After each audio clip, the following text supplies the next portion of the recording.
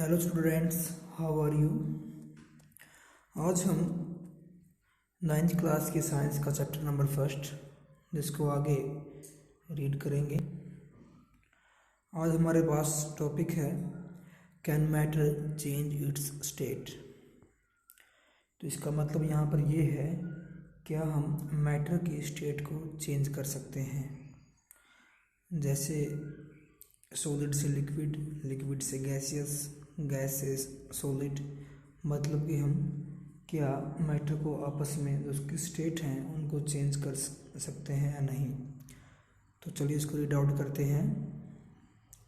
We all know from our observation that water can exist in 3 states of matter. जैसा कि हमें पता है कि हमारे पास पानी की 3 स्टेट होती है। इसमें रीड करेंगे सॉलिड एज आइस कि पानी हमारा क्या होता है, सॉलिड होता है जब वह एक बर्फ़ होता है। लिक्विड तब होता है जब हम उसको पानी की फॉर्म में देखते हैं, और गैस जब ये भाप के रूप में होता है। यानी कि जो हमारा वाटर है वो तीनों फॉर्म में एग्जिस्ट करता है। What happens inside the matter during this change of state? What happens to the particles of matter during the change of states? यानी यहाँ पर क्वेश्चन ये बनता है कि जब मैटर कोई स्टेट को चेंज करता है तो तब उसके अंदर क्या होता है और उसके पार्टिकल में क्या घटनाएं घटती हैं। How does this change of state take place कि जो ये चेंज होता है ये कैसे, किस प्रकार होता है। तो आइए हम इन क्वेश्चन का आंसर देने के लिए यहाँ पर आगे इसको रीड आउट करते हैं।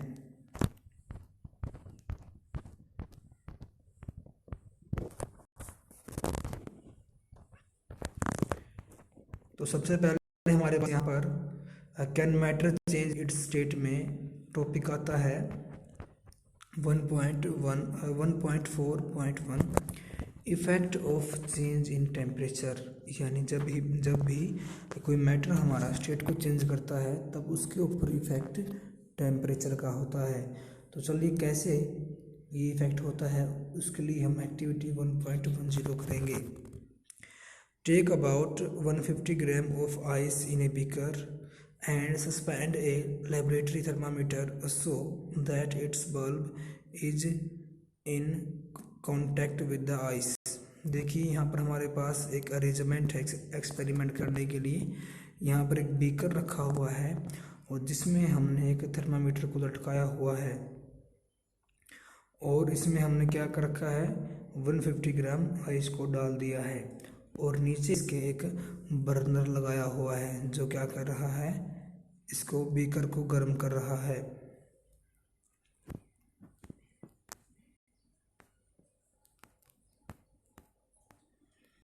इसको रीड आउट करते चलें फिर आगे।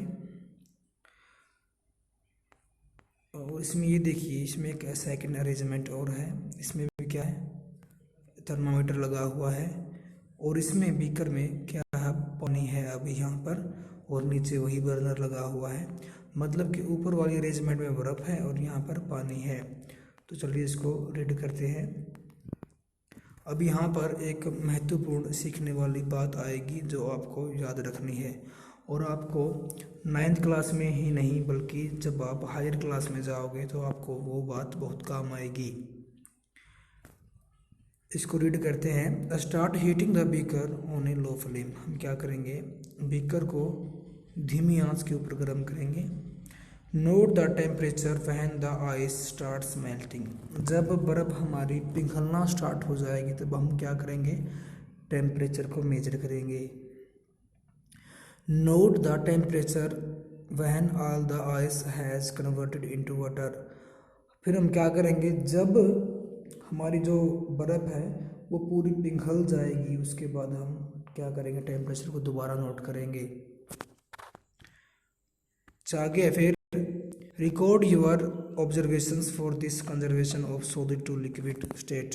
यहाँ पर क्या हो रहा है, सॉलिड से लिक्विड चेंज हो रहा है क्योंकि बर्फ़ है जो हमारी वो लिक्विड में चेंज हो रही है। तो यहाँ पर हम क्या करेंगे, ऑब्जर्वेशन देखेंगे कि हम यहाँ पर ये ऑब्जर्व करेंगे कि कैसे यहाँ पर टेम्परेचर में चेंज हुआ है।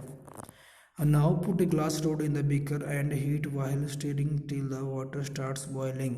हम क्या करेंगे फिर, जब बर्फ़ का पानी बन जाएगा, जैसे कि हमने वहाँ पर सेकंड अरेंजमेंट में दिखाया था कि वहाँ पर पानी था, जब पानी बनेगा हम क्या करेंगे, उसको हिलाएंगे यहाँ पर एक कांच की रोड के साथ। तो यहाँ पर क्या होगा, जब तक हिलाएंगे तब तक वो पानी उबलना स्टार्ट ना हो जाए। Keep a careful eye on the thermometer reading till most of the water has vaporised. हम क्या करेंगे, थर्मामीटर का रीडिंग को नोट करेंगे तब तक जब तक वो पानी भाप न बन जाए। Record your observations for the conversion of water in liquid state to gaseous state. यानी पहले हमारे पास क्या था कि सॉलिड से लिक्विड में चेंज हुआ, अब यहाँ पर लिक्विड से गैसियस स्टेट में चेंज हो रहा है, जो हमारे वेपर बन रहे हैं। तो चलिए यहाँ पर रीड करते हैं इसको आगे।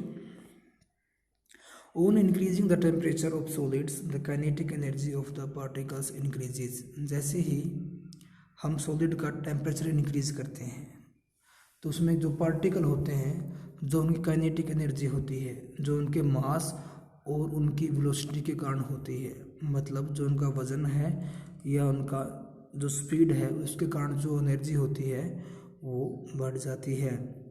Due to the increase in kinetic energy the particles start vibrating with the greater speed.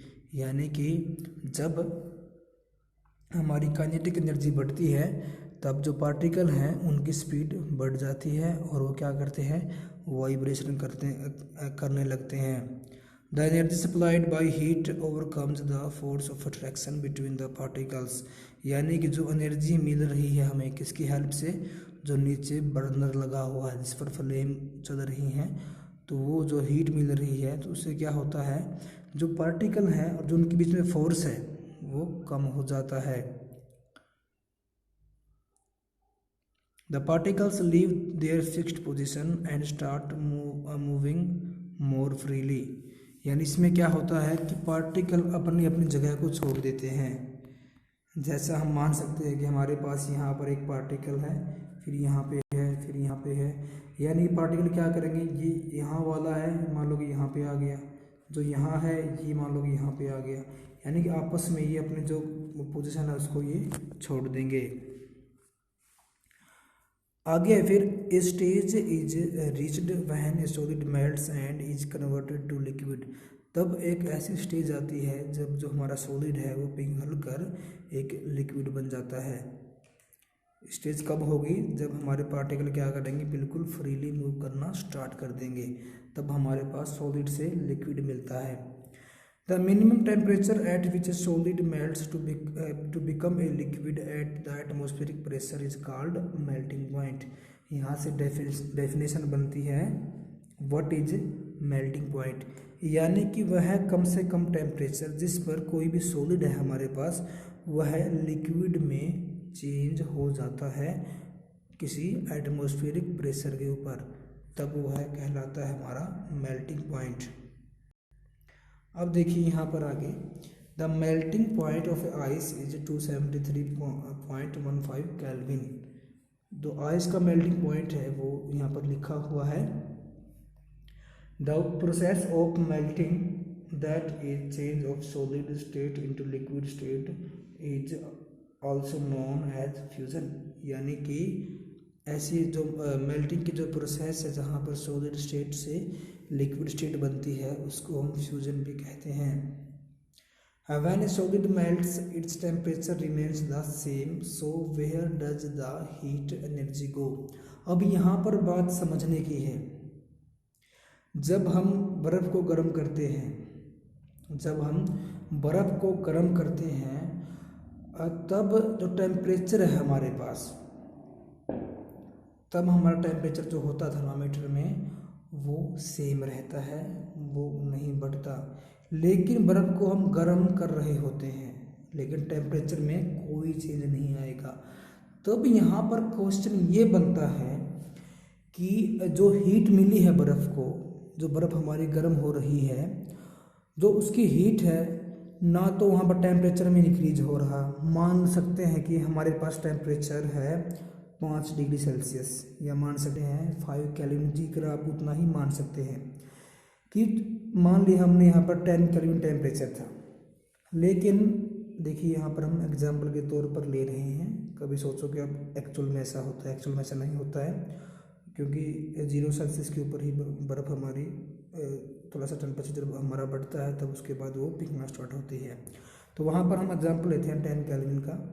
जैसे ही हम इसको अब गर्म कर रहे हैं, हमारे पास बर्फ़ पिघलना स्टार्ट हो चुकी है, तो क्या होगा, अगर हम जब बर्फ़ पिघल रही होगी तो हम उसका टेम्परेचर को दोबारा नोट करेंगे, तो उसमें टेम्परेचर आपको 10 केल्विन ही दिखाई देगा, लेकिन बर्फ़ हमारी पिघलती ही रहेगी, और जबकि हम उसको हीट और भी दे रहे हैं। तो क्वेश्चन ये है कि जो रीडिंग है उसकी थर्मामीटर की, वो 10 केल्विन ही क्यों है।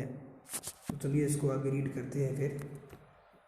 You must have observed during the experiment of melting that the temperature of the system does not change after the melting point is reached, यानी कि मेल्टिंग पॉइंट जब पहुंचता है उसके बाद कुछ देर तक टेम्परेचर हमारा चेंज नहीं होता। This happens even though we continue to heat the beaker, जबकि हम बीकर को गर्म करते रहते हैं, यानी जो हमारे पास बीकर है उसको हम गर्म कर रहे हैं, लेकिन टेम्परेचर में कोई भी इंक्रीज नहीं आ रहा। We continue to supply heat, this heat gets used up in changing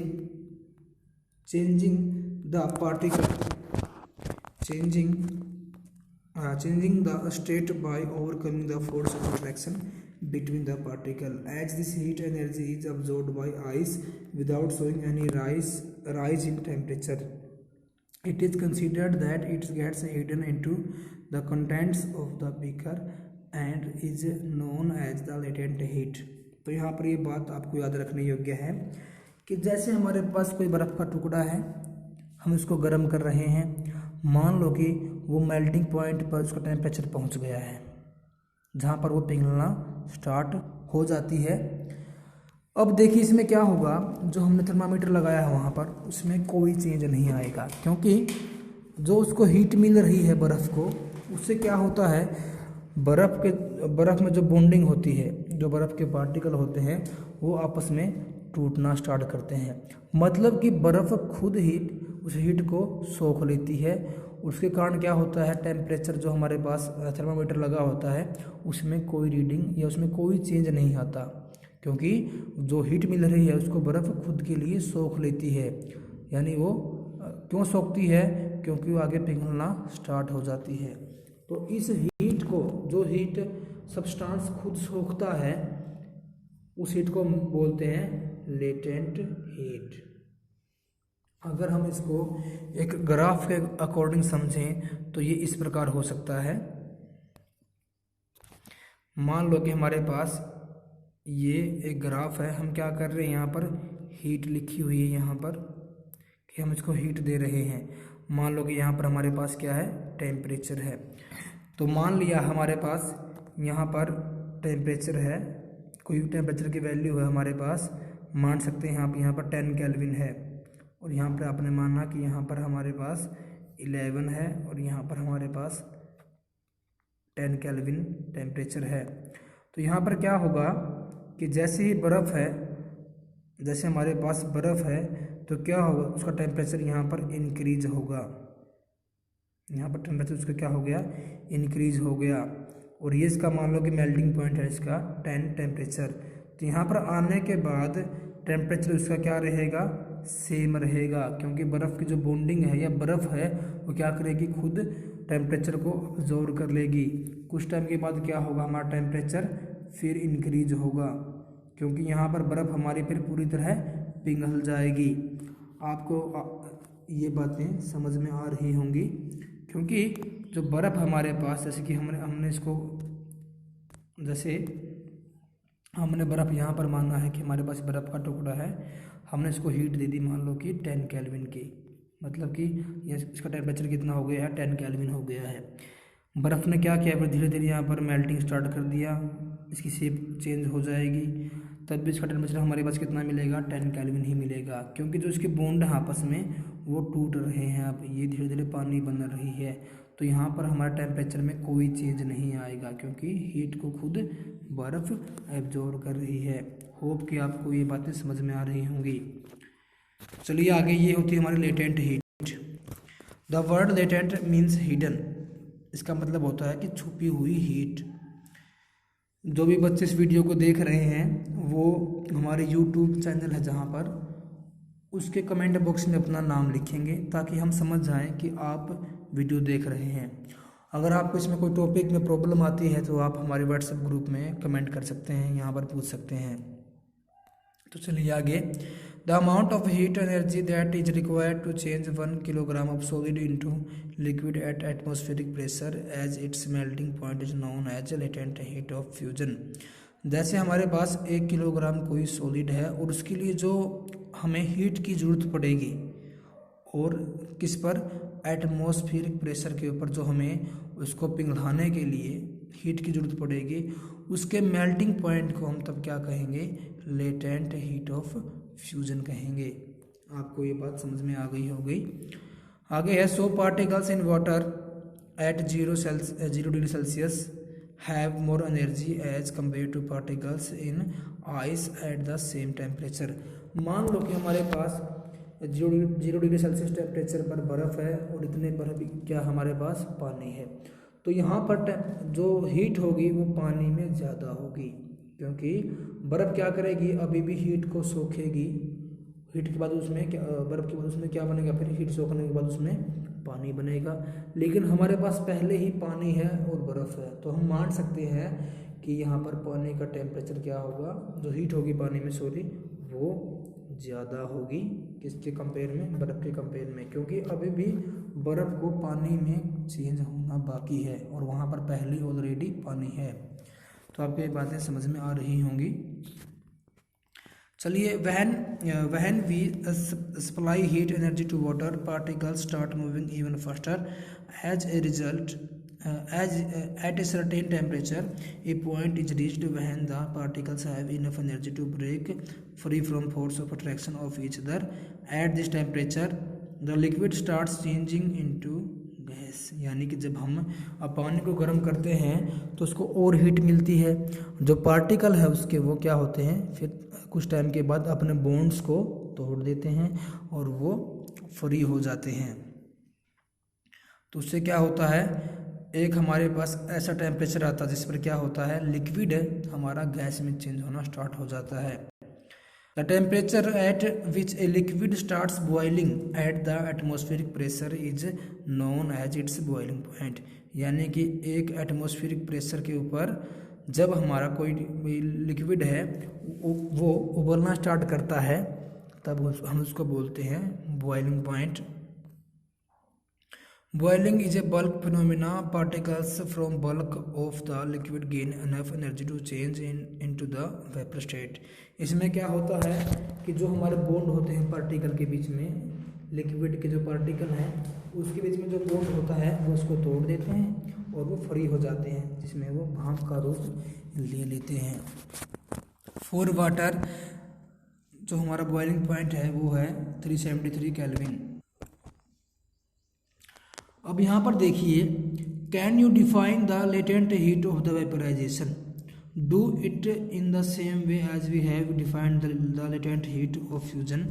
particles in steam that is water vapour at 373 have more energy than water at the same temperature.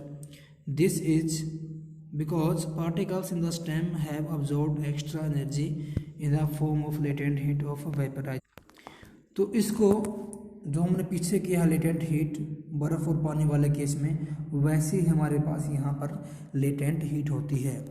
मान लो कि हमारे पास 100 डिग्री सेल्सियस टेम्परेचर के ऊपर vapour है और हमारे पास क्या है, वाटर है।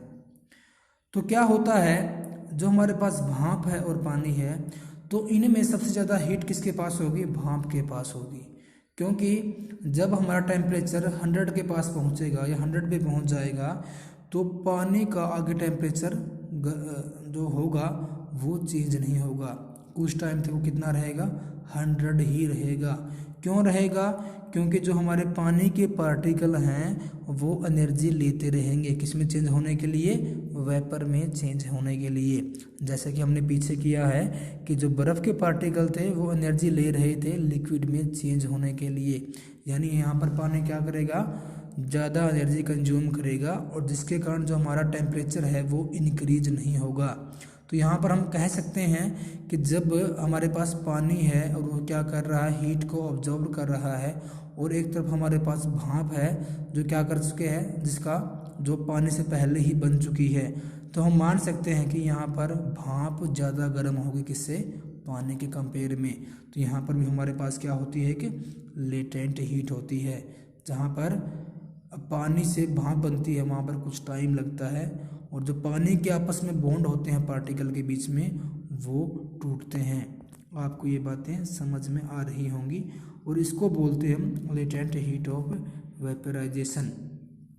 तो यहाँ पर आप देख रहे हैं कि हमारे पास सॉलिड स्टेट को जब हम हीट करते हैं तो लिक्विड स्टेट बनती है, फिर बनती है हमारी गैसियस स्टेट।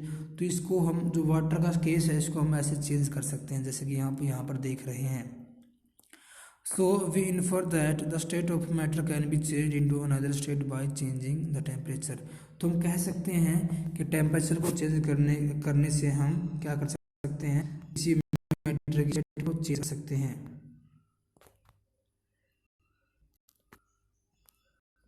हमारे पास एक्टिविटी यहाँ पर देखिए, यहाँ पर लिखा हुआ है, हाँ, we have learnt that substances around us change state from solid to liquid and from liquid to gas on application of heat. हमने यहाँ पर देखा कि हमारे पास सॉलिड से लिक्विड में चेंज हुआ और लिक्विड से गैस में, but there are some that change directly from solid state to gaseous state and vice versa. हमारे पास कई सब्सटेंस ऐसे हैं जो सॉलिड से सीधे गैसियस स्टेट में चेंज हो सकते हैं, और गैसेस से सीधे हमारे पास वो सॉलिड में चेंज हो सकते हैं, और उनके बीच में यानी कि वो ऐसा सब लिक्विड में चेंज हुए बिना ही करते हैं। तो यहाँ पर ये एक्टिविटी है, इसमें देखिए हमारे पास कैम्फर है और या फिर हमारे पास अमोनियम क्लोराइड है। Crush it put in A China dish. हमने क्या किया? इसको पीस कर चाइना डिश में रख दिया। Put at inverted funnel over the China dish. हमने क्या किया? यहाँ पर एक फनल को इन्वर्टेड रख दिया, उल्टा रख दिया। अब put the cotton plug on the stem of the funnel as shown in figure. हमने क्या किया? इसके ऊपर कॉटन प्लग को रख दिया। Now heat slowly and observe what do you infer from above activity. जैसे हम इसको गर्म करेंगे, जो हमने कैम्फर या फिर जो हमने अमोनियम क्लोराइड रखा है वो क्या होगा? लिक्विड में चेंज हुए बिना ही सीधे क्या करेगा? वो गैस में चेंज हो जाएगा। अगर हम इसमें क्या होगा? साथ में जो गैसियस चीज़ें होती हैं वो सीधे क्या होंगे? हमारे पास सॉलिड में भी चेंज हो जाएंगे। यानी हमारे पास कई एलिमेंट ऐसे और भी हो सकते हैं जो सीधे गैस से सॉलिड में और सॉलिड से सीधे गैस में चेंज हो सकते हैं। और यहाँ पर ये एक्सपेरिमेंट यहाँ पर वेपर का दिखाया हुआ है। देखिए इसमें नीचे वेपर रखे हुए हैं और वेपर गर्म हो गए। वेपर क्या होते हैं? हमारे गैसेस फॉर्म में होते हैं। उसके बाद देखिए इसमें जो ऊपर यहाँ पर चिपका हुआ है ये अमोनियम क्लोराइड सॉलिड के फॉर्म में है। तो हमें कई ऐसे एक्सपेरिमेंट हैं जिन क्या होता है सीधे गैसियस से लिक्विड, गैसियस से सीधे सॉलिड में और सॉलिड से सीधे गैसियस फॉर्म में किसी भी चीज़ को, सब्सटेंस को हम चेंज कर सकते हैं। और इस प्रोसेस को बोलते हैं हम सबमिलेशन। तो आगे है effect of change of pressure. देखिए इसमें क्या होगा? यहाँ पर देखिए अरेंजमेंट गिवन है, हमारे पास एक पिस्टन है और सिलेंडर है। हमने क्या किया? उसमें हमारे पास क्या है? हमारे पास गैस के पार्टिकल हैं, आपको यहाँ पर दिखाई दे रहे हैं। हमने क्या किया? पिस्टन को दबा दिया, फिर उसको थोड़ा सा और दबा दिया। देखिए यहाँ पर हमारे पास क्या है? बहुत ज़्यादा गैप है पार्टिकल के बीच में, और यहाँ पे जो गैप है वो बिल्कुल थोड़ा सा इससे कम हो गया, और यहाँ पर ये गैप काफ़ी कम हो गया। तो हम क्या कर सकते हैं? जब हम किसी गैस को प्रेशर करते हैं, जब हम किसी गैस को प्रेशर करते हैं या उसको दबाते हैं तो उसके जो पार्टिकल हैं वो बहुत ही नज़दीक आ जाते हैं, तो हमें ऐसा लगता है कि जो गैस है वो हमारी लिक्विड में चेंज हो गई है। अक्सर आप ऐसा देखते होंगे कि घर में जो एलपीजी सिलेंडर है आपको ऐसा लगता है कि उसमें कुछ ना कुछ लिक्विड फॉर्म में है, लेकिन एक्चुअल में उसमें लिक्विड नहीं है, क्योंकि जो पार्टिकल हैं गैस के वो पास पास आ जाते हैं, जिसके कारण हमें ऐसा लगता है कि वो लिक्विड फॉर्म में चेंज हो गए हैं। और हमारे पास एक लाइटर होता है जिसको हम आग जलाने में यूज़ करते हैं, और आप देखते हैं कि लाइटर में ऐसा लगता है कि हमें इसमें कुछ लिक्विड फॉर्म में है, लेकिन एक्चुअल में जब उसको दबाते हैं तो उसमें से क्या निकलती है, गैस निकलती है। तो हम देखते हैं कि एक प्रेशर के ऊपर अगर हम किसी गैस को प्रेस करते हैं तो वो लिक्विड फॉर्म में बन सकती है। आगे इसमें लिखा है applying pressure and reducing temperature can liquefied gas. अगर हम प्रेशर को ज़्यादा कर दें और टेम्परेचर को कम कर दें तो हम क्या करते हैं, गैस को लिक्विड फॉर्म में चेंज कर सकते हैं। Have you heard of solid carbon dioxide. हम सुन चुके हैं कि हमारे पास एक सॉलिड कार्बन डाइऑक्साइड होती है, आपने नहीं सुना होगा, लेकिन यहाँ पर देखिए इसमें क्या होता है, it is stored under high pressure. तो इसमें क्या करते हैं, हम इसको हाई प्रेशर में स्टोर करते हैं। Solid CO2 get converted directly to gaseous state, यानी कि सॉलिड जो हमारे पास CO2 होती है सीधे वो गैसियस स्टेट में चेंज हो जाती है जब हम क्या करते हैं, प्रेशर को एक एटमॉस्फेयर कर देते हैं। तो ये बीच में इसका लिक्विड नहीं बनता और ये सीधे सॉलिड से सीधे गैसियस बन जाती है। This is the reason of that solid carbon dioxide is also known as dry gas. इसलिए हम जो हमारे पास सॉलिड कार्बन डाइऑक्साइड है उसको हम ड्राई गैस भी बोलते हैं। Thus we can say that pressure and temperature determine the state of the substance, whether it will be solid, liquid or gas। यानी कि हमारे पास जो प्रेशर है, टेम्परेचर है, इससे हम पता कर सकते हैं कि हमारे पास जो सब्सटेंस है वो सॉलिड है या फिर गैस है या फिर लिक्विड है। तो आज के लिए बस इतना ही। आपको घर से ये क्वेश्चन करने हैं जो यहाँ पर आपको दिखाई दे रहे हैं, और जो बच्चा इसको वीडियो को देखता है हमारे NBVM स्कूल से तो वो कमेंट बॉक्स में अपना नाम ज़रूर लिखें। आज के लिए बस इतना ही करेंगे।